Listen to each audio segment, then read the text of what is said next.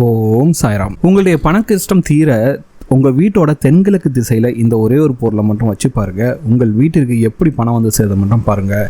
ஏன்னா வாஸ்துப்படி தென்கிழக்கு மூலையானது சுக்கிர பகவானுக்கு சொந்தமான இடமாக சொல்லப்பட்டிருந்து.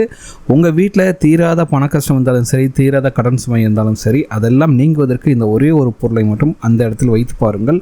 கண்டிப்பாக உங்களுக்கு நல்ல ரிசல்ட்ஸ் கிடைக்கும். அப்படி என்ன பொருள் வைக்கணும் தான் இந்த வீடியோவில் பார்க்க போகிறோம். வாங்க வீடியோக்குள்ள போகலாம். அதுக்கு முன்னாடி நீங்கள் இப்போ தான் நம்ம சேனலுக்கு ஃபஸ்ட் டைம் வரீங்கன்னா மறக்காமல் நம்ம சேனலை சப்ஸ்கிரைப் பண்ணிக்கோங்க. உங்களுக்கு இருக்கக்கூடிய பணப்பிரச்சனை வெளியே வரவும், உங்களுடைய கடன் சுமை தீரவும், உங்களுக்கு பணம் நிறைய வந்து சேருங்கிறதுக்காக இந்த ஒரே ஒரு தாந்திரிக பரிகாரத்தை மட்டும் செஞ்சு பாருங்கள். கண்டிப்பாக உங்களுக்கு நல்ல பலன் கிடைக்குங்க.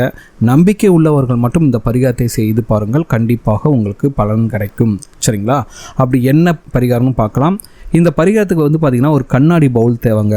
அதுக்கடுத்து வந்து பார்த்திங்கன்னா கிளியாத பிரியாணி இலை இருக்குல்ல, அதை ஒன்று எடுத்துங்க. அந்த கண்ணாடி பவுல் நிரம்பும் அளவிற்கு பச்சரிசி தேவை.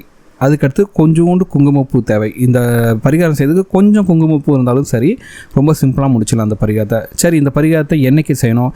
ஏதாச்சும் அஷ்டமி, நவமி, கரிநாள் இல்லாத ஒரு நல்ல நாளாக பார்த்து இந்த பரிகாரத்தை செய்து கொள்ளலாம். இந்த பரிகாரம் எப்படி செய்யணும்? முதல்ல உங்களோட பூஜை அறையில் இருக்கக்கூடிய விளக்குகளை ஏற்றி வைத்து விட்டு நீங்கள் எப்பவும் சாமி கும்பிட்ற மாதிரி சாமி கும்பிட்டு உங்கள் குலதெய்வத்தை மனதார பிரார்த்தனை செய்து கொள்ளுங்கள். சரிங்களா? உங்கள் வீட்டில் இருக்கக்கூடிய கடன் சுமை தீரணும், பண கஷ்டங்கள்லாம் தீரணும் அப்படின்ட்டு நீங்கள் மனதார உங்களுடைய குலதெய்வத்தை பிரார்த்தனை செய்துவிட்டு நீங்கள் எடுத்து வச்சிருக்க அந்த பிரியாணி இலையில் பச்சை நிற பேனாவில் 897, சரிங்களா? திரும்பவும் சொல்கிறேன், 897 அப்படிங்கிற நம்பரை வந்து எழுதினுங்க. கண்டிப்பாக நீங்கள் பச்சை நிற பேனாவில் தான் இந்த நம்பரை எழுதணும்.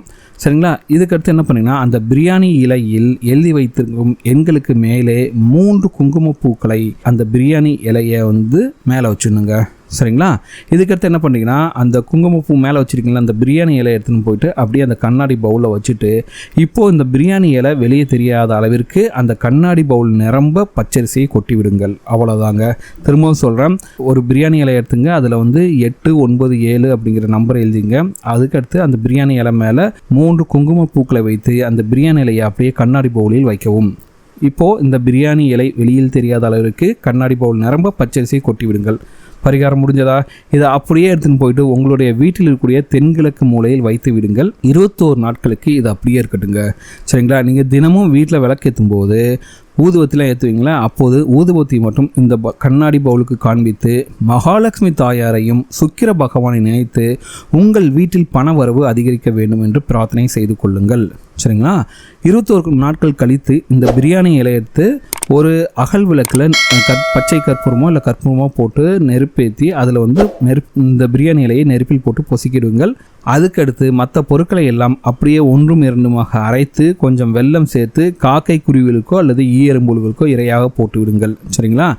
21 நாட்களுக்கு ஒரு முறை பவுலில் இருக்கும் பொருட்களை கட்டாயமாக நீங்கள் மாற்றி வைக்க வேண்டும்.